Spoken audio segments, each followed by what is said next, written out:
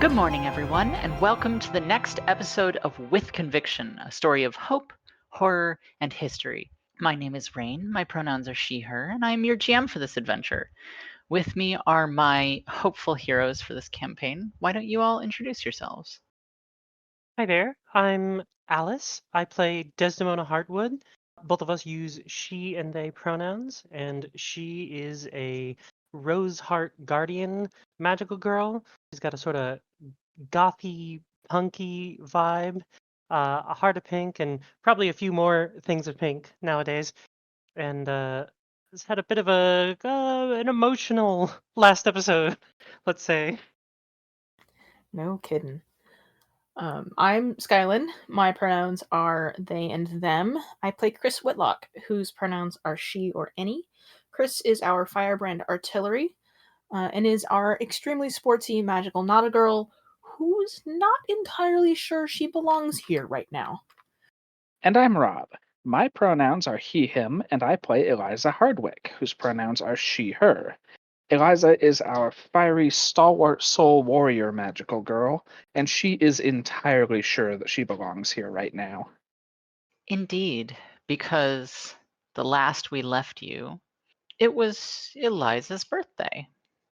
And Des had, with the assistance of her father, set up a surprise party that was unfortunately interrupted when a monster, unlike the ones that you had encountered before, and yet strangely similar, had, uh, let's say, kicked in the door and started attacking.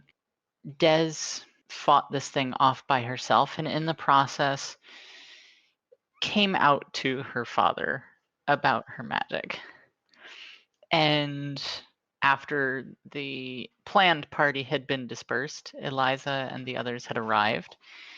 And the last we saw you, you had settled down for a little bit more comfortable of a party. Something just between all of you. I don't know if that's 100% true.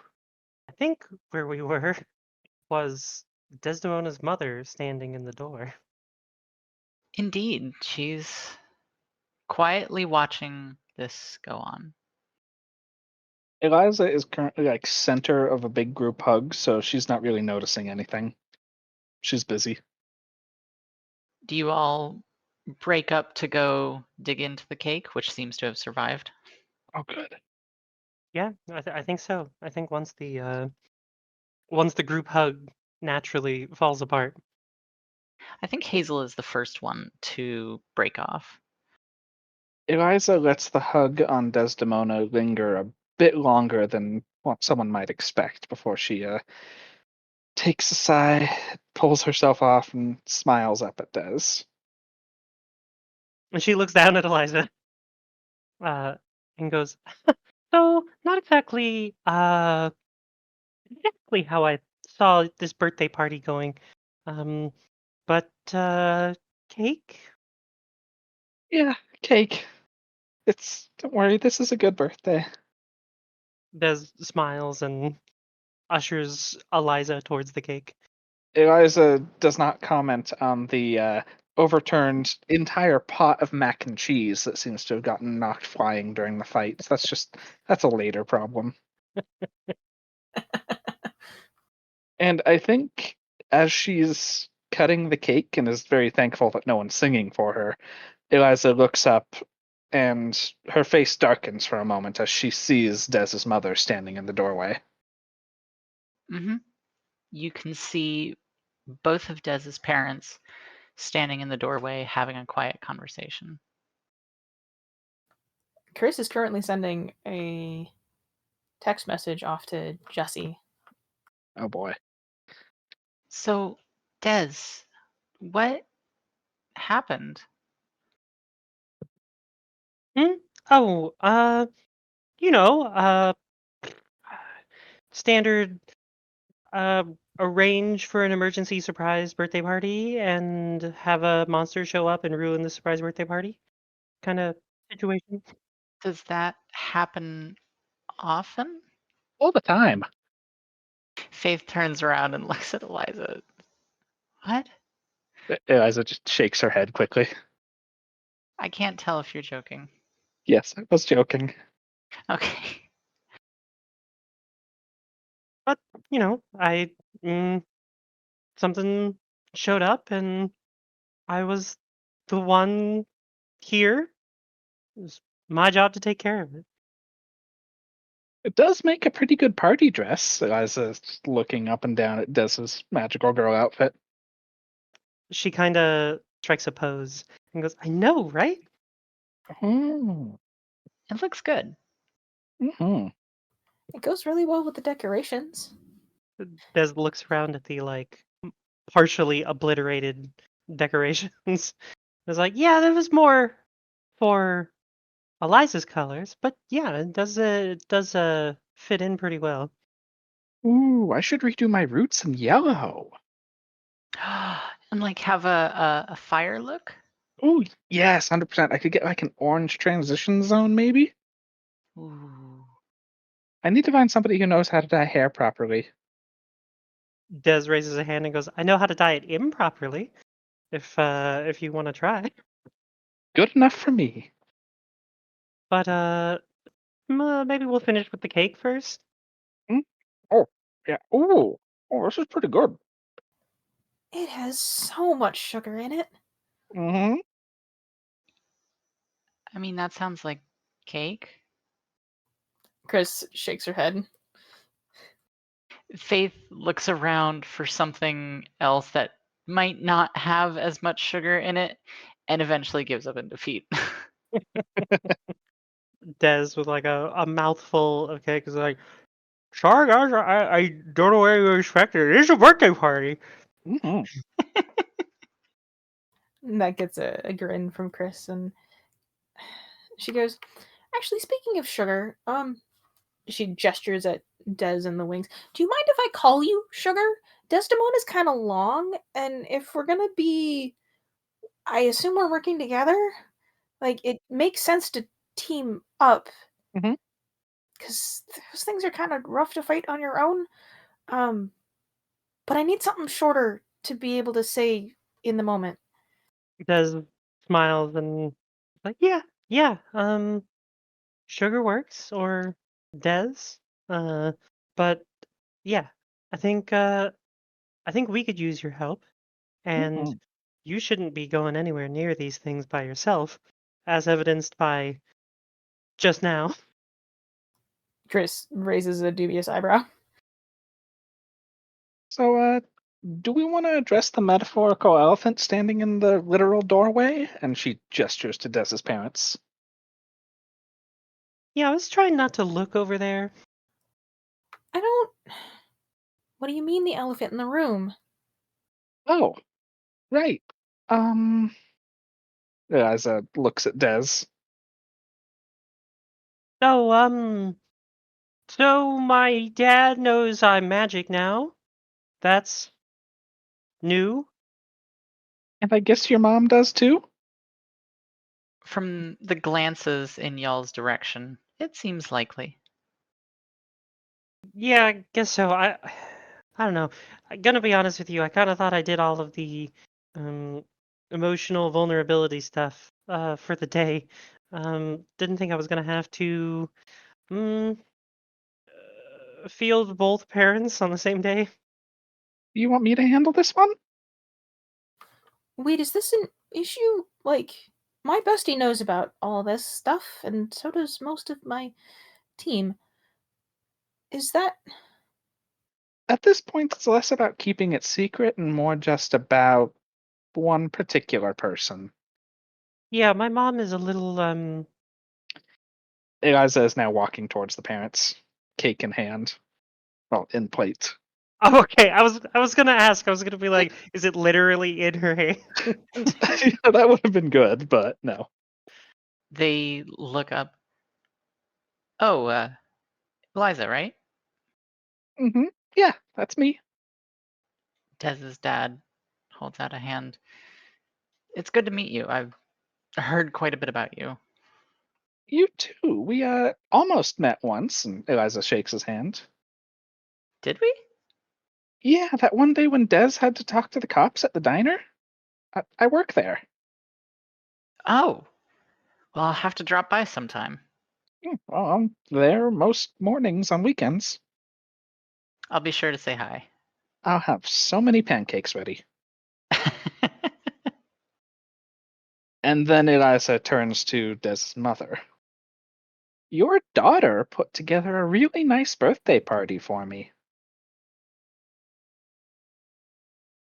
Her eyes flick toward Des and then back to you. Good, I'm glad to hear. It seems to have gone a bit sideways from what David tells me, but I'm glad that you like it. Mm-hmm. She did a really nice job. And she's giving me a level of support that I'm really not used to. Because, I had to leave home on my 18th birthday. Both David and Deb kind of, oh, I'm sorry to hear that. Mm-hmm. See, the whole reason for that was that I had parents who didn't want to acknowledge that they had a daughter. Deb's lips form in a thin line. So it's also really important to me that, my friends get acknowledged and get that support that I didn't.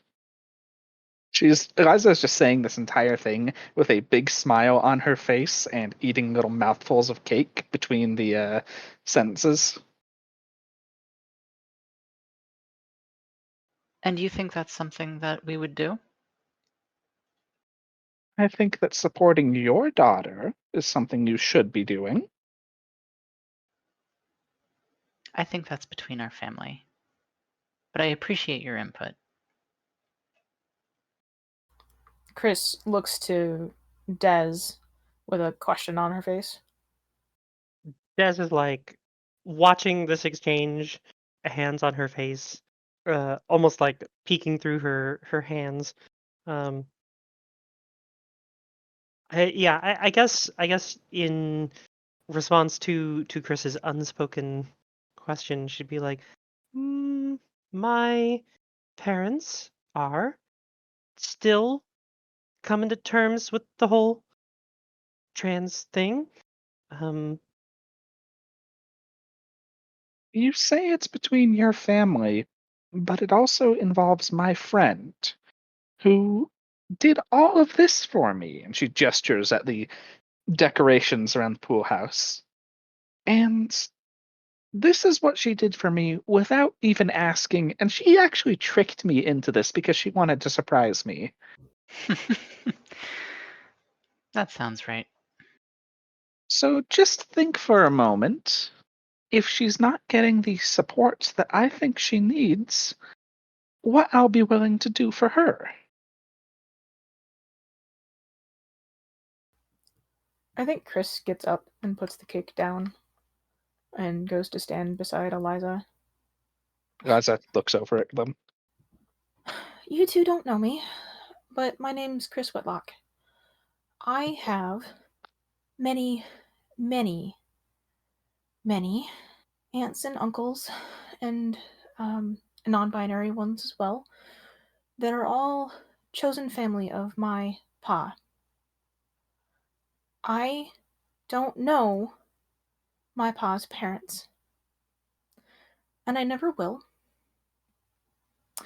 because my pa cut them out of their life at 20.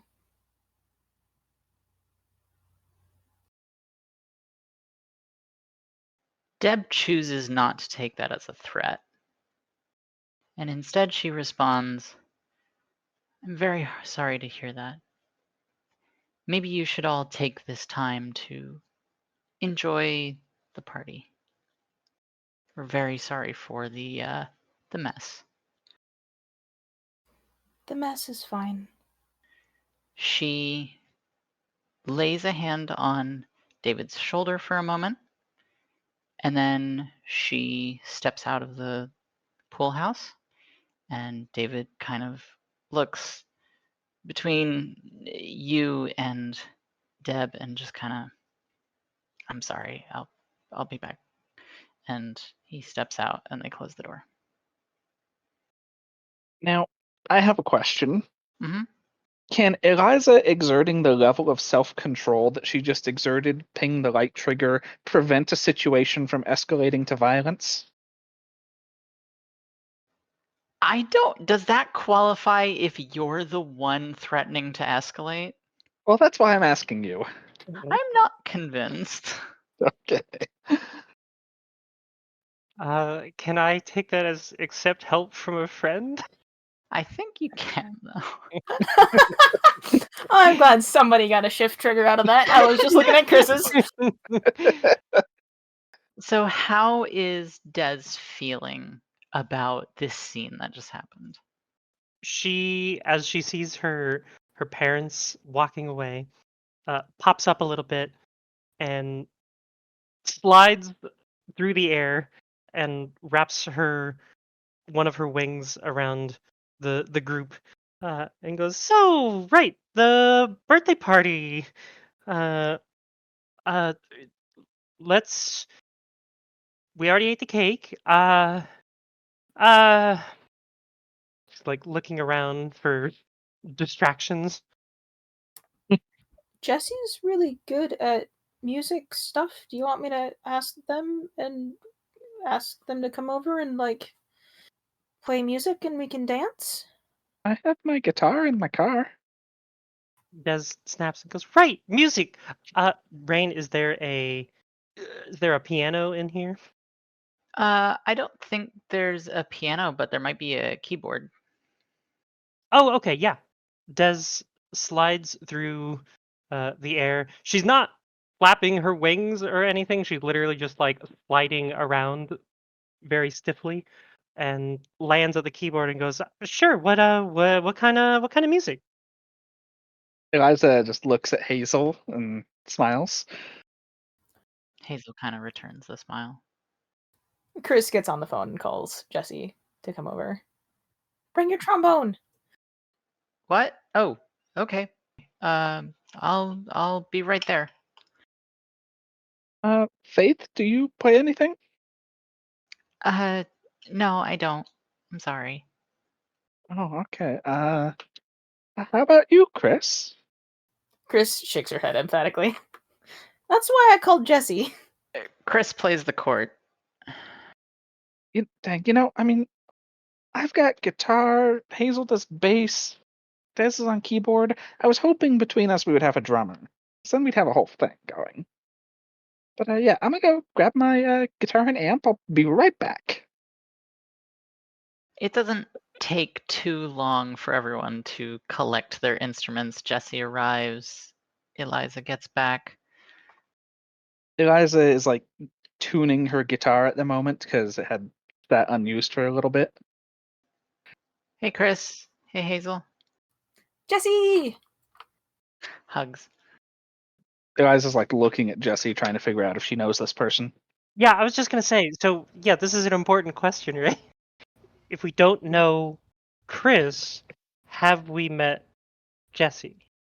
Well, the only time previously that you've met Jesse was through Chris, and thus is sort of a magical thing. So I would say probably not. I don't think you recognize this person.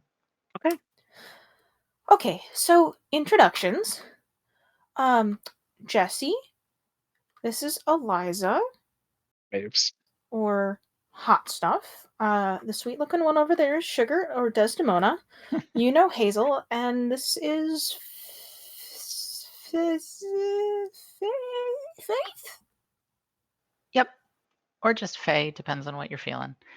And Jesse waves. It's good to meet you. So you said music. Yeah, it seemed like they were all gonna play something, so I thought you might like to. You're good at improv stuff, right? Yeah. Oh, what happened here? Magic shit. Oh, Oh, Jesse knows? Oh, okay. Yeah, that was an interesting conversation. I'm still adjusting to that, but Yeah, so here's the thing. Eliza actually tosses her guitar into the air and just transforms in a flash of fire and catches it as her wings unfold. Oh my god, you are so extra. okay. That was metal as hell. Eliza plays a couple of notes on the guitar. That's just waves from the keyboard with a hand and a wing. Alright, so let's see. What do we want to play? And I feel like this is the spot where the scene just like pans out. As you all kick up a tune, it's, it's pretty much what you would expect. It's hardly perfect. This is the first time a lot of you are playing together, but you manage to get a beat going and you start adding some lyrics to it, just kind of ad hoc. And a little bit of dancing gets moving. Eventually it cools down and you all catch a breath and sit down on the couch together. Eliza has detransformed by this point, I think, after the last song they played. Oh, that was fun. Yeah. Faye, you doing okay? That was a lot of dancing. uh, yeah, I'll be fine. Jesse kind of looks around. So, I'm glad you found some friends who also do, looks around the room, magic stuff. Yeah, I've been doing this for about a year now. Oh, you're a regular veteran. Yeah, well, I mean, I'm from LA, so it wasn't as bad out there, but it's still a whole thing. Oh, well, that's disconcerting. Hazel just kind of looks over. Yeah, tell me about it. So, Des, were you always able to float, or is that new? I think there's not enough room on the couch for everyone, so Des is just sort of floating nearby, and she goes, "Oh yeah, these wings, kind of for show, but no, I'm just flying slowly, Huh. Falling with style? falling with style, I very was thinking slowly." it. Chris takes a moment, and Jessie can see the breath she takes in preparation. But she sort of gets up and turns to the group and says, "Okay, if we're gonna be a team, then there's a couple things you all need to know. It's the same kind of thing I talked to. I am a very affectionate person, and I believe that everybody deserves all the hyping up and love that I can give. My volleyball team and I get very comfortable saying I love you, just as a team over like the course of our seasons, and usually I have chats with them about boundaries for physical affection and make sure that everybody's on the same page, and I think we should do that here at some point." Oh, uh, okay. Jesse smiles. Well, Doesn't have to be now. You can we can have that conversation over text or whatever. Just think about it, maybe. It's not usually a fast conversation. okay. Eliza looks around everybody else in the room. Des gives a thumbs up and goes, I'll let you know." Also, should we talk about like powers and what everybody can do and what sort of role on the court we're gonna have? Uh, yeah. Jesse, do you have any powers? Uh, No, I'm just me. All right. Well, Eliza does her standard ball of fire in the hand thing. I can make fire, and I've got a sword. All right, that's cool. Des sits up in the air a little bit and opens her hand, and the shield pops out of thin air and drops into it, and she kind of tosses it up and down a few times. I've got this shield, and I'm pink and can fly. Hey, fair enough. Now I'm just imagining you throwing that thing at someone and checking them in the face. Didn't you do that once? Yeah, I did do that. Yeah. Des got a big grin. Nice. So, Chris, I saw your whole get-up once, but like, what are your powers? Chris takes another steadying breath, and she clasps her hands over her heart. From the woods to the court, the spirit within drives the fight without. And she transforms. She steps into a confident stance. It is balanced and powerful. There's earth that rises and dirt flows upward to hug that short, muscular body. It then hardens into stone, and there's a majestic screech that reminds you of every Western film you've ever seen, and that stone cracks like an egg before shattering and falling away. When they do, they reveal the outfit you met her in. A platonically tan high-slit skirt and bodice, black and brown over-the-knee high-heeled boots, and a light blue and rust-orange bolero. Those feather wings that were so tired when you saw her first are barred cream and brown on the other underside and mottled brown on top. They unfurl in a motion that ruffles her ponytail. She grins, and fingernails like talons pick up a softball, and she holds it out to you to see. I'm good at throwing shit. Oh, okay. That was that was really cool, by the way. Extremely cool. That was pretty cool. Chris grins. It's not just softballs, it's also volleyballs, mostly. And I seem to have a little bit of control over rock versus dirt. Oh yeah, that makes Wait, you can do Earth? She can do fire. I didn't get anything. Jesse looks over. Did you? Uh, she like slowly pushes her hands forward and goes, "Wind powers." And nothing happens. Well, it's either wind, water, or spirit if I know anything, which I don't. Or heart?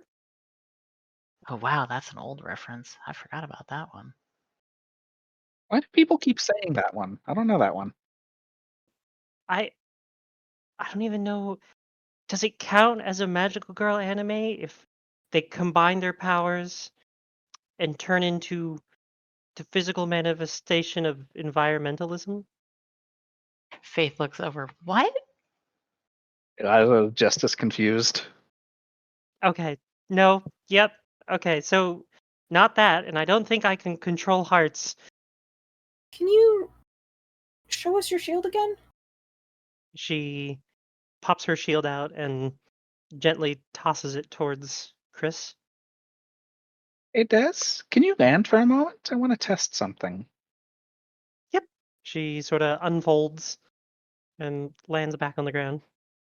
Eliza looks at the shield and then at Dez's wings, and she smiles. She says, when I was first learning this, it took me a long time to figure out the, she holds the, fireball in her hand again, how to do this at will. And it was a lot like learning music. I've got an idea. She sits back on the couch and strums a chord on her guitar. Can you feel that in your wings? Just kind of blinks and isn't quite sure. Goes, hold on, keep playing. Let me see. Eliza keeps playing, settling into a song she learned a few years ago. Des closes her eyes and extends her wings as far as she can make them extend, and is just feeling for them before you can see the glass in the wings gently like rippling with the music. You can feel it, can't you? There's no nerves in your wings, Des. More than there's in mine. It's the music. It's power. It's a harmony in your soul. Eliza stops for a moment and then plays a different chord. Feel it again. In the glass in the window. Feel it. Reach out. You can take this power. You've got it. The glass is yours, isn't it? Des, still with her eyes closed, reaches one hand out towards the glass of the windows and extends her one wing towards it as well. And after a moment, she can feel the same notes thrumming through the glass in the window as well. It took me a long time to master this, and there's this specific moment. When you learned music, you went through this. It's a moment when you sing through a verse and you end in a scream and you swear and you curse because the rhyming ain't clean. But it suddenly comes after years of delay. You pick up your guitar and you can suddenly play. And Eliza has just fully delved into these lyrics, and she's playing along with them as she's trying to let Des gather that power. As Eliza plays and sings, Des is trying to really feel for this window, and finally, during the climax of the song, she curls her hand towards her, and the window shatters inwards and flies over to where Des is standing. I love this so much. I want both of you to take courage for that. That is awesome. Excellent. Thank you. Hazel's kind of watching this, and Chris, you can see she's kind of smiling, but also she's kind of got this terse expression on her face. And then you're like, why does she seem offended by this? Oh, right, her last name is Glass, isn't it? And then you remember that you remembered Hazel's last name. Des points at Hazel and goes, "I can control you!" No, stop! Is it working? Ah! For the audience listening at home, the song that Eliza was quoting just now was the song Guitar and Pen by The Who. At some point during all of this, Chris had sort of made a dirt mound and a chair to sit on, just in the room. What, through the floor? No, she just generated it. Don't worry about it. Okay. Will the monster attack insurance cover this? I need everybody in the room except for Jesse to roll Read a Soul. Well, I rolled a 4. Now, does my research apply here at a -1? I don't think it does. No. Totally fine. It's a 4 anyways. A theme suddenly. Help me, I'm scared. I I think- just rolled an 11 twice, and it was the exact same numbers on dice.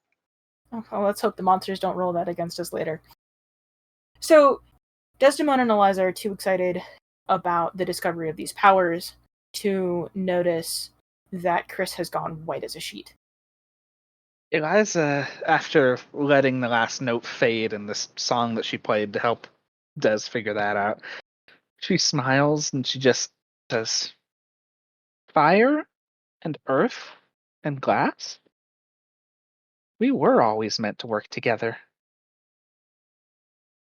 Jesse leans in and rests a hand on their chin and looks at Chris and seems to be waiting.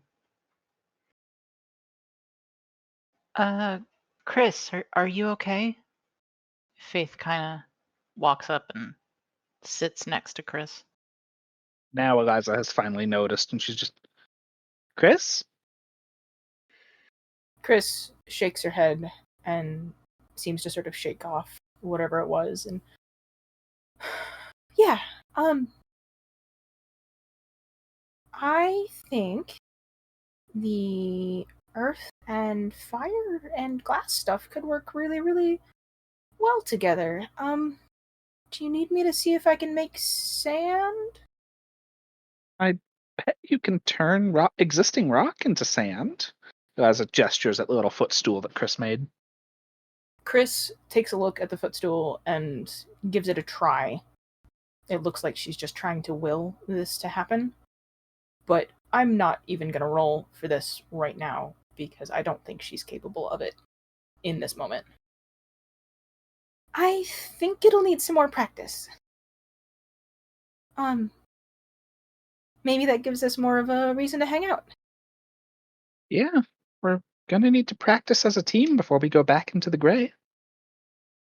Des walks over and places a hand on Chris's shoulder and goes, "Yeah, but we got this. 3 of us? I can feel it. We can do this." Somewhere in the background, Hazel makes a face. Jesse shifts and leans in a bit. Hey, Chris. You know you can trust everyone here, right? Chris looks at them and just looks scared. Jesse stands up and pulls you into a hug. She accepts that and pulls away shortly after and says, I'm gonna go touch grass for a little bit, and makes her way out of the room. After Chris walks out, Des kind of looks at Jesse and goes, should I go after her?" I think there's an awkward moment of quiet, and then Hazel breaks is like, I got it. I'll go talk to him. And walks out. "Oh, good luck." "Hey, does anyone know if these brownies are the normal ones or the special ones? Because I know Tesserae brought both." And that's where we cut to outside. Speaking of grass, that is what Chris is sitting on. Hazel sits down next to you. Hi, Hazel. Hey. You don't seem okay. I'll be fine. That's my job. It's Captain, right? You remember that, don't you? I've been thinking. She pulls out her phone, flips through her gallery. There's something she's looking for specifically. When she gets to it, she shows it to Hazel. It is a video that she plays. The camera zooms in on the video, and we see Chris on the volleyball court serving point after point after point. It's clearly a drill. Once they get through that rack of volleyballs, they jog toward the camera. Thanks, Hazel, she's saying. You don't have to come to practice since you can't play. She looks sad. But it's nice to see you here, and you're good at telling us what needs work, so thanks for recording. There's a winning grin, and the camera shakes as the videographer shrugs and then ends the recording. Our view zooms out from the phone and turns to Chris just in time to hear Ver ask, "Do you remember this?" Hazel thinks for a second. Frowns. Was that like a few weeks ago? Chris takes a look at the date on the video and shows it to Hazel. All right, that's weird. I mean, that was my best guess. I mean, it's volleyball stuff. It's coming. I can pick out bits and pieces, but whatever else was taken hasn't been. I haven't been able to piece anything together.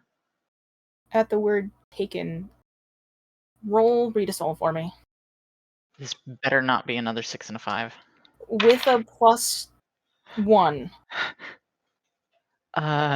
12? Oh my god, it was. Oh my god. Are you sure your dice aren't weighted? I'm scared. Use different dice. These are the only 2d6s I have.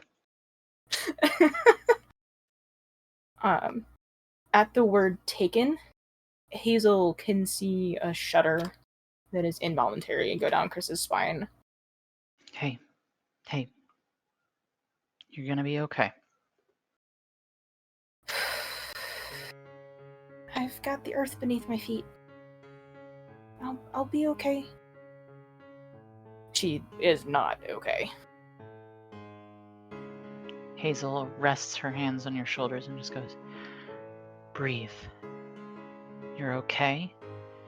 You're real. You're gonna be okay. I can hear you. I can see you. You're gonna be okay. We're gonna fix this. I promise. It is an involuntary reaction when Chris starts crying and just turns to lean into Hazel. Hazel pulls you in close, and that feels strangely familiar to both of you. Chris feels really small in Hazel's arms. That's not what you would expect from a volleyball captain, nor what Hazel would remember of those volleyball memories. She's just scared. I promise you're gonna be okay. No one's gonna forget you. And the camera lifts slightly to see Dez's parents walking up the driveway toward the pool house. Dez, what are you and the rest of the group doing as the door opens? Maybe we're arguing about music?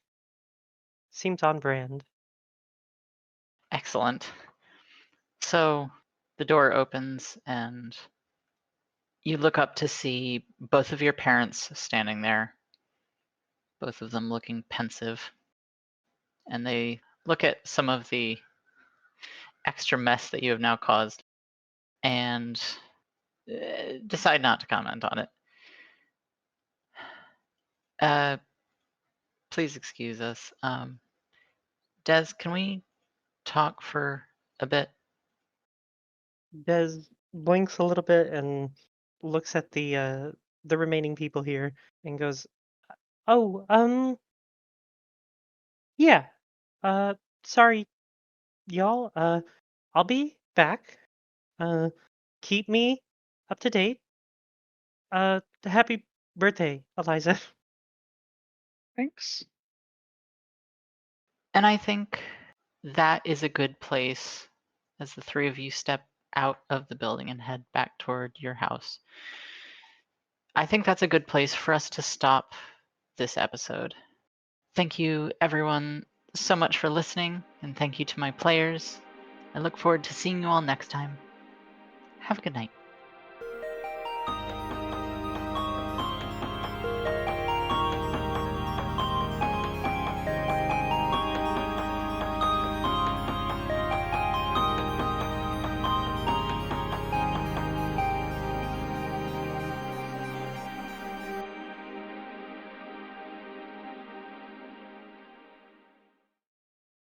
Thank you again for joining us on this adventure. With Conviction is a production of Silver Maiden Games. If you would like to play Conviction, check out the game at silvermaidengames.itch.io. Music for the intro and outro of this podcast is A Soul with Conviction by Doom Vega, who you can find on Bandcamp. Music within the episodes is by Rachel Rose Mitchell, who you can find on Bandcamp and Spotify. All rights to the music are retained by their original artist. Production and editing are done by myself and the With Conviction cast. Thank you all. This would not be what it is without you. You can find this podcast on Spotify and YouTube or silvermaidengames.wordpress.com. You can also find more about the game, podcast, and ways to contact us at silvermaidengames.wordpress.com.